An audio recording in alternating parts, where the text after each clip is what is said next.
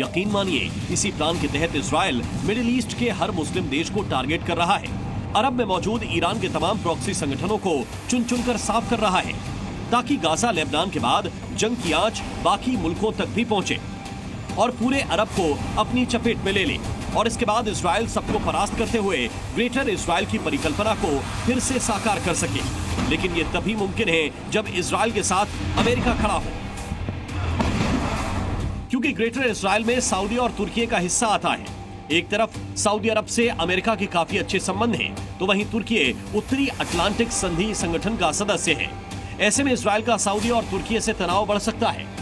जितना greater Israel बढ़ेगा, सबसे बड़ी बात है कि यूएस का मिडिल ईस्ट के ऊपर से होल्ड कम हो जाएगा, which is very dangerous to them because of the oil business, because of the territory business, because of the arms sale business.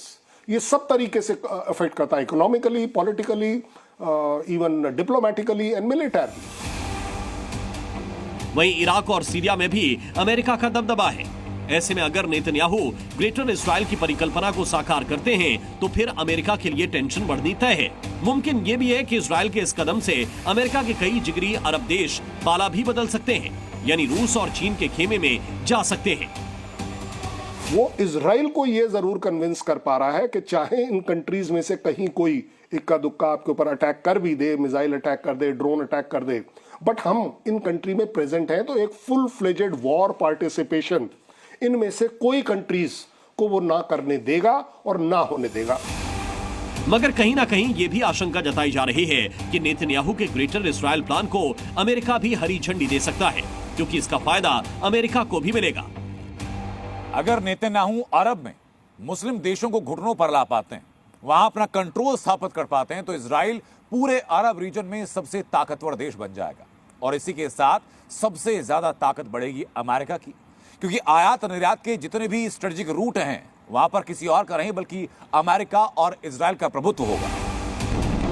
Greater Israel की परिकल्पना सिर्फ कागजों या फिर दस्तावेजों में नहीं है। कुछ वक्त पहले इजरायली पीएम नेतन्याहू ने संयुक्त राष्ट्र में अपने संबोधन के दौरान 2 नक्शे दिखाए। इसमें एक नक्शे को उन्होंने दुनिया के लिए श्राप बताया, तो दूसरे को आशीर्वाद।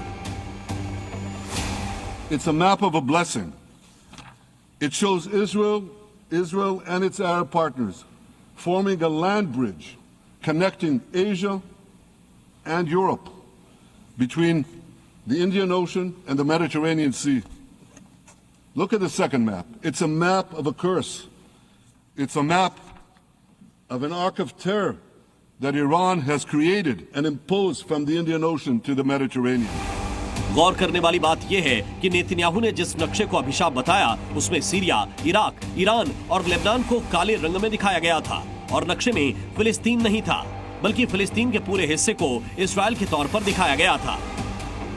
मतलब ये कि इजराइल ने गाजा से जंग का आगाज किया तो था हमास के खात्मे के लिए, लेकिन अब इस बात की आशंका बढ़ चुकी है कि असल में नेतन्याहू का प्लान ग्रेटर इजराइल की परिकल्पना को साकार करना है, मिडिल ईस्ट में मौजूद तमाम मुस्लिम देशों के वजूद को मिटाना है, और अरब में खलीफा बनने का सपना देखने वाले ईरान को घुटनों पर लाना है। Bureau report, C media. Israel और ईरान के बढ़ते तनाव के बीच ईरान को जवाब देने के लिए अमेरिका ने इस तरह का फैसला लिया है, जिसकी जानकारी अमेरिका के रक्षा मंत्री लॉयड ऑस्टिन ने दी है। इस वक्त की बड़ी खबर, इजराइल और ईरान के बीच पिछले कुछ समय में जिस तरह से घमासान हुआ है, पहले ईरान ने मिसाइलें दागी और उसके बाद इजराइल की ओर से भी हमला किया गया, और ऐसे में अब अमेरिका अपनी ओर से मिसाइलें, बमवर्षक यहां पर तैनात कर रहा है। और ये बहुत अहम बात है, क्योंकि बैलिस्टिक मिसाइलें और बमवर्षक तैनात करने का अमेरिका का यह फैसला ईरान को सीधे सीधे चेतावनी है।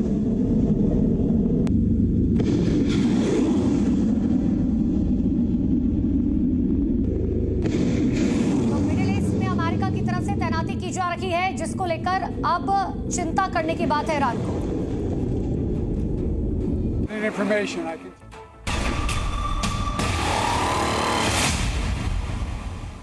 आज से करीब 1 साल पहले 7 अक्टूबर 2023 इजराइल ने गाजा पर हमले की शुरुआत की। मकसद था हमास को पूरी तरीके से खत्म करना, लेकिन गाजा पर हुए इस वॉर की आंच धीरे धीरे अरब देशों में फैलने शुरू हो गई, और इसलिए इजराइल ने पहले गाजा पर भयानक विस्फोट किए, भयानक अटैक किए, उसके बाद इनका शिकार बना लेबनान, उसके बाद सीरिया और इराक में अटैक किए गए, और अब इसराइल के निशाने पर ईरान है। ईरान के सर्वोच्च